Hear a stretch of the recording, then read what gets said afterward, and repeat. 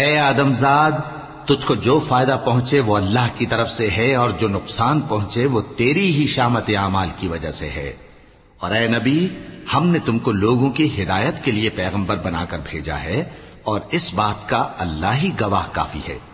جو شخص رسول کی فرما برداری کرتا ہے تو بے شک اس نے اللہ کی فرما برداری کی، اور جو نافرمانی کرے تو اے پیغمبر، تمہیں ہم نے ان کا نگہبان بنا کر نہیں بھیجا۔ اور یہ لوگ منہ سے تو کہتے ہیں کہ آپ کی فرما برداری دل سے منظور ہے، مگر جب تمہارے پاس سے چلے جاتے ہیں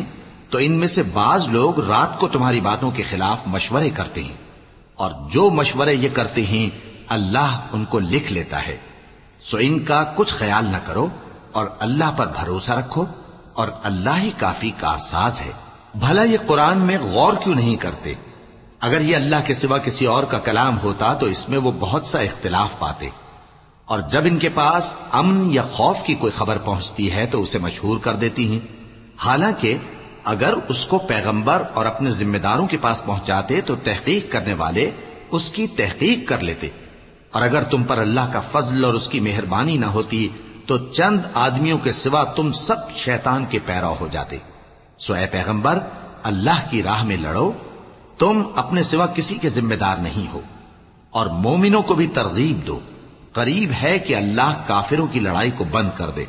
اور اللہ شدید ترین جنگ کرنے والا ہے اور سزا دینے کے لحاظ سے بھی بہت سخت ہے۔ جو شخص نیک بات کی سفارش کرے تو اس کو اس کے ثواب میں سے حصہ ملے گا، اور جو بری بات کی سفارش کرے اس کو اس کے عذاب میں سے حصہ ملے گا،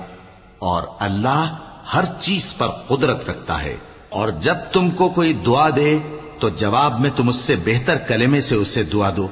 یا انہی لفظوں سے دعا دو، بے شک اللہ ہر چیز کا حساب لینے والا ہے۔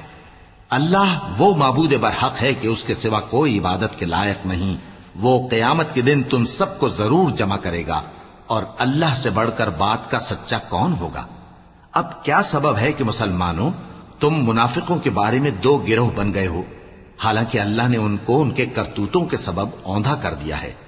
کیا تم چاہتے ہو کہ جس شخص کو اللہ نے گمراہ رہنے دیا ہے اس کو رستے پر لے آؤ، اور جس شخص کو اللہ گمراہ رہنے دے تم اس کے لیے کبھی بھی رستہ نہیں پاؤ گے؟ وہ تو یہ چاہتے ہیں کہ جس طرح وہ خود کافر ہیں اسی طرح تم بھی کافر ہو کر سب برابر ہو جاؤ۔ تو جب تک وہ اللہ کی راہ میں وطن نہ چھوڑ جائیں ان میں سے کسی کو دوست نہ بنانا۔ اگر ترک وطن کو قبول نہ کریں تو ان کو پکڑ لو اور جہاں پاؤ قتل کر دو، اور ان میں سے کسی کو اپنا رفیق اور مددگار نہ بناؤ، مگر جو لوگ ایسے لوگوں سے جا ملے ہوں جن میں اور تم میں صلح کا عہد ہو، یا اس حال میں کہ ان کے دل تمہارے ساتھ یا اپنی قوم کے ساتھ لڑنے سے بھنچ رہے ہوں تمہارے پاس آ جائیں تو اور بات ہے۔